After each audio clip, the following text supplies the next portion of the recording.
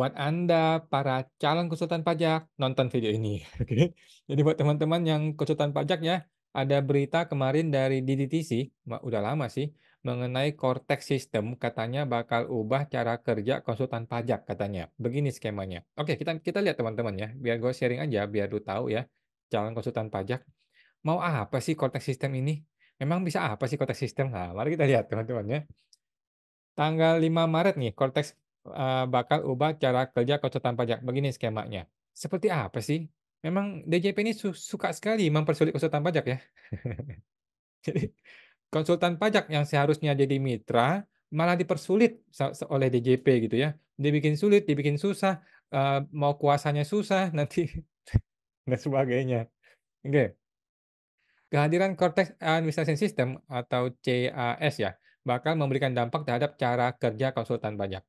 Penyuluh ahli dari DJP, Bapak Angga, mengatakan nanti konsultan pajak baru bisa memberikan jasanya setelah mendapatkan kewenangan dari wajib pajak. Kewenangan tersebut diberikan oleh WP lewat akunnya. Gue baru baca udah ketawa. Pertama, nanti ketika konsultan pajak membuka korteksnya dia bisa membuka menu wajib pajak sesuai dengan kewenangan yang diberikan oleh wajib pajak yang bersangkutan.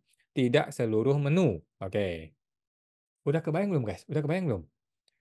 Ujar Angga dalam seminar Cortex System yang digelar oleh P3KPI. Dengan demikian, konsultan pajak tidak lagi perlu meminta username dan password dari akun milik wajib pajak dalam rangka memberikan jasa konsultasi perpajakan. Jadi gini, guys, ini orang Indonesia nih ya, ciri-ciri orang Indonesia nih ya, males. Orang Indo tuh males, semua-semua lempar ke konsultan pajak, nggak mau tahu, nggak mau pusing, kasih konsultan pajak, username-nya dia kasih, password-nya dia kasih. Ketika konsultan pajaknya, kabur atau menghilang, dia bingung si wajib pajaknya. Makanya dibikinlah seperti ini oleh Kotek Sistem, oke. Ini maksudnya baik nih, maksudnya baik teman-teman ya. Jadi selama ini kan username password itu diberikan plek apa adanya oleh wajib pajak kepada konsultan pajak. Nah, kata Pak Angga nih, nanti bisa memilih submenu wajib pajak tersebut sesuai dengan hak akses yang diberikan oleh wajib pajak. Jadi, kerahasiaannya jauh lebih terjaga, oke? Nah, jadi gini, ada 2 kemungkinan teman-teman ya, dari yang gue baca ini ada 2 potensi kemungkinan.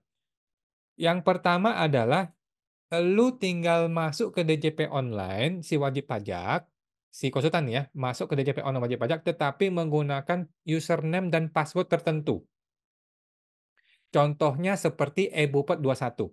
Oke, seperti e-Bupet 21 kan ada yang namanya Perekam. Perekam itu ada satu website sendiri, ada satu, website sendiri, subdomain sendiri untuk masuk ke user Perekam. Nah, sepertinya akan seperti itu arahnya. Lu akan masuk ke user konsultan pajak namanya, user konsultan pajak untuk sebagai subdomain untuk masuk ke akunnya wajib pajak. Oke, itu opsi pertama. Opsi kedua adalah si konsultan pajak dibikinkan akun oleh DJP, oke? Konsultan pajak dibikinkan akun oleh DJP dan di situ ada daftar semua klien-klien lu. Nah, kira-kira seperti itu, ada 2 kemungkinan, oke? Tapi gue pikir akan yang pertama sih. Bapak Angga pun mengatakan, kewenangan atau hak akses hanya bisa diberikan oleh WP kepada konsultan pajak yang sudah terregistrasi. Sistem registrasi konsultan pajak ini nantinya akan terintegrasi dengan Sistem Informasi Konsultan Pajak atau SIKOP. Jadi gini, DJP akan mempersulit elu yang bukan konsultan pajak resmi. Oke, dan DJP hanya memberikan akses kepada konsultan pajak resmi untuk bisa memberikan akses kewenangan dari wajib pajak. Jadi gini, wajib pajak kalau mau memanfaatkan, metode ini, wajib pajak kalau mau memanfaatkan, sistem ini, sistem Cortex dalam rangka konsultan pajak ini, maka wajib pajak itu hanya bisa meregister konsultan pajak yang sudah terregistrasi, yang sudah punya akun konsultan pajak, gitu loh. Oke, gua lu tahu nggak sih kenapa gua ketawa, guys? Kenapa gua ketawa? Karena aturan ini tidak akan bisa berjalan, oke? Ini aturan yang bodoh, ini aturan yang sampah, teman-teman ya. Tidak akan bisa berjalan aturan seperti ini, percayalah sama gua berani taruhan siapa mau taruhan sama gua. Orang Indonesia tuh nggak mau diginiin. Orang Indonesia tuh maunya simpel, maunya gampang, maunya nggak ribet. ujung-ujungnya yang terjadi adalah seperti sekarang, gitu loh. Ujung-ujungnya si wajib pajak tetap aja memberikan username dan password kepada konsultan pajak, selesai, gitu loh. Mana ada konsultan pajak mau pakai cara seperti ini? Ya mungkin ada ya, tapi orang-orang seperti gua, orang-orang seperti klien-klien gua, rasa-rasanya males ya bikin beginian ya, males. Oke, lanjut. Wajib pajak bisa memilih Tuan A sebagai konsultan pajak setelah konsultan pajak tersebut terregister di database Cortex. Menunya ada di Cortex. Kurang lebih seperti itu kerangka umumnya, kata Pak Angga. Jadi Pak Angga ini mau mempersulit yang bukan konsultan pajak, kemudian yang konsultan pajak juga mau dipersulit. Nah, kenapa dipersulit? Konsultan pajak itu, teman-teman, percayalah sama gua, selama ini jarang sekali atau hampir tidak ada yang melaporkan klien-klien dia ke di sistem Sikop. Oke, hampir semua konsultan pajak ya, tidak melaporkan semua klien dia di sistem Sikop. Sekarang DJP maunya dilaporkan. DJP itu maunya tahu, DJP itu mau tahu, "Elu ini konsultan pajak siapa klien-klien elu?" DJP maunya itu. Pertanyaan gua, konsultan pajak mau nggak begitu? Pertanyaan gua, konsultan pajak mau nggak digituin sama DJP? Kalau nggak mau, maka kembali ke model yang lama, yaitu berikanlah hak akses penuh, username sama password kasihkan. Susah, Bos. Untuk diketahui, seseorang harus memiliki izin sebelum berpraktek sebagai konsultan pajak. Izin praktek diterbitkan oleh Setjen Kemenkeu melalui Pusat Pembinaan Profesi Keuangan atau P3, P2PK ya. Jadi itu teman-teman ya. Aduh, jadi undang-undang ini atau peraturan konteks ini yang pertama akan mempersulit orang-orang yang belum punya izin konsultan pajak. Betul dong?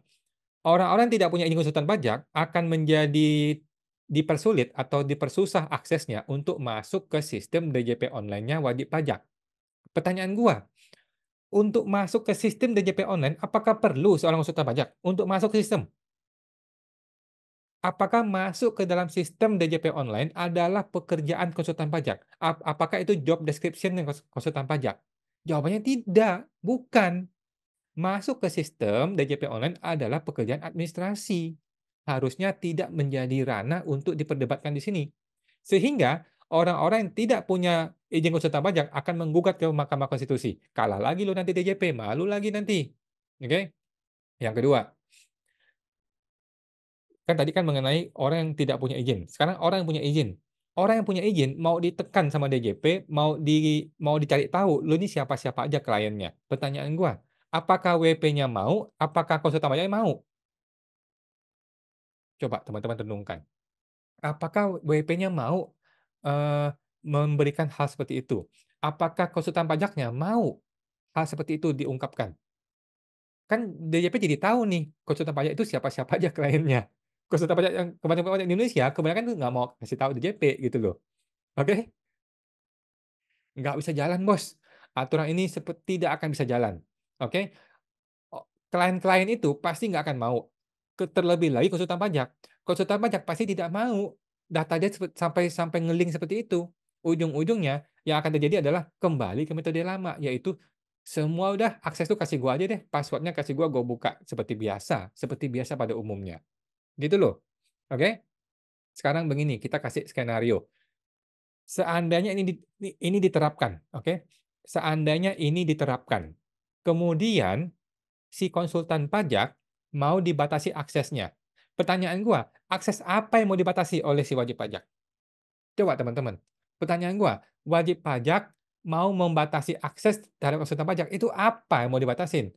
Apakah ada PPh 21, unifikasi 23, 4 ayat 2, PPN, kemudian SPT tahunan? Yang mana yang mau dibatasin? Kan semua-semua ini kerjaan satu orang konsultan pajak, gitu loh. Jadi kalau konsultan pajak menjadi konsultannya semua perusahaan, dia pasti ngerjain semua-semuanya. Jarang-jarang di Indonesia ini konsultan pajak itu yang spesialis, yang khusus PP21 contohnya, atau khusus PPN itu jarang-jarang. Ada sih beberapa, tetapi jarang. Kebanyakan konsultan pajak di Indonesia itu sistemnya paketan, kerjainnya semua-semuanya. Jadi buat apa lu membatasi akses kalau anyway lu buka semua akses? Kan goblok. Buat apa lu bikin gue sampai sakit perut. Buat apa lu membatasi akses, memberikan akun konsultan pajak yang terregister resmi, kalau ujung-ujungnya lu buka semua aksesnya.